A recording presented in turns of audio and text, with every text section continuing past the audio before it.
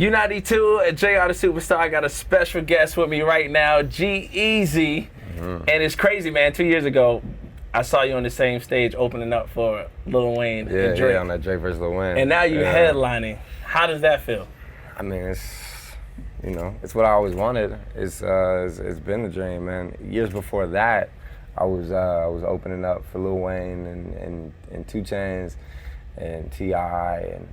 and Hit Boy, Audio Push, Adrian Broner, all these people before me. I was the first one on every day. Before that, I was doing Warped Tour. You know what I'm saying? Vans Warped Tour like 4 summers ago. And we just been, working like year after year without breaks to just try to get to this point.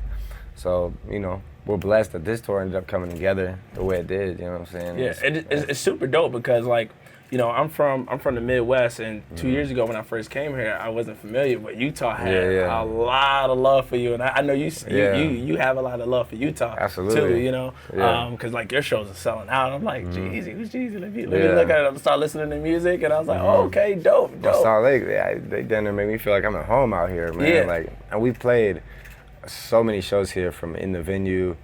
You know what I'm saying? To Saltaire, you know what I'm saying? Complex. Yeah, we just keep coming back and kept building it.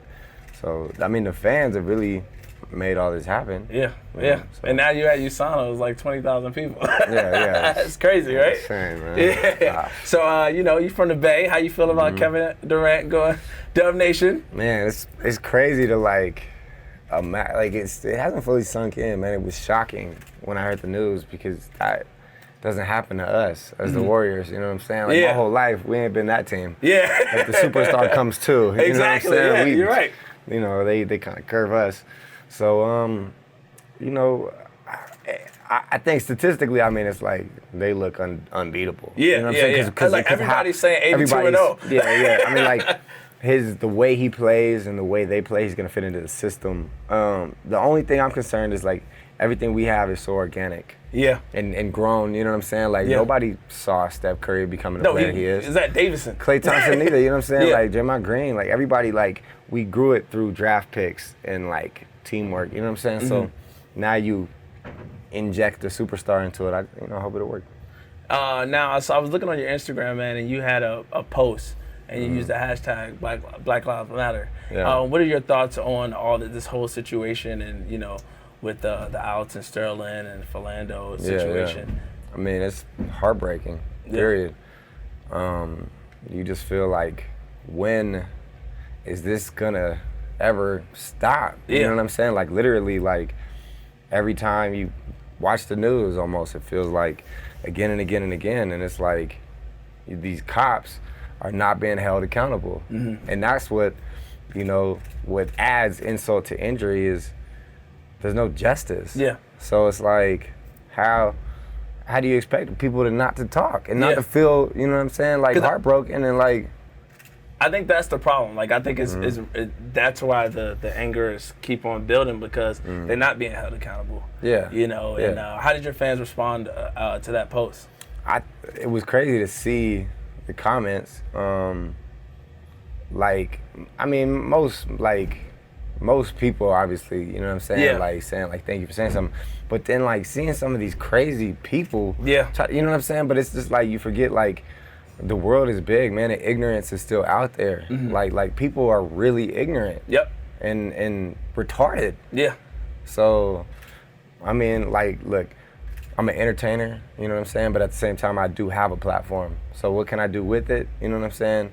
Like, at my show in the Bay, it was, the day after all that was happening or whatever, and I was thinking like, man, here I am, playing the biggest show of my career. I'm home in front of all my family and friends and stuff like that, and I feel so conflicted, man, because how do we even, you know what I'm saying, like, play a show tonight or try to like, and how everybody. was the mood at that show? The mood, man, like, the mood was weird, I'm not gonna lie, but everybody, like all my OGs and big bros and like people I trust kept telling me, like, as an entertainer, you have to make people smile. And music can be an escape, you know what I'm saying? And we come here, to escape that and come together as a people to enjoy. But at the same time, take your moment, and speak something before the show is over. And I said how I felt, and I said, as a people, we have 25,000 people here.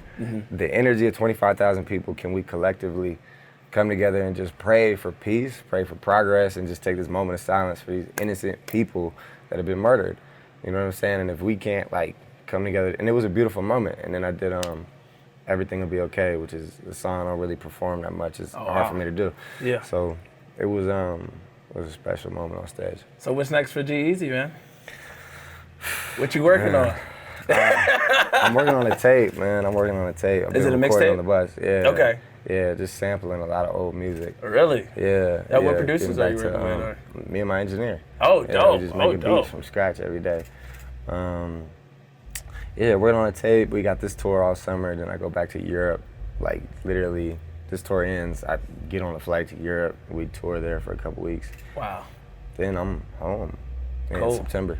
Cool, man. G-Eazy, I appreciate it. For sure. I don't know. Stopping by U92, J.R. Superstar. Boom.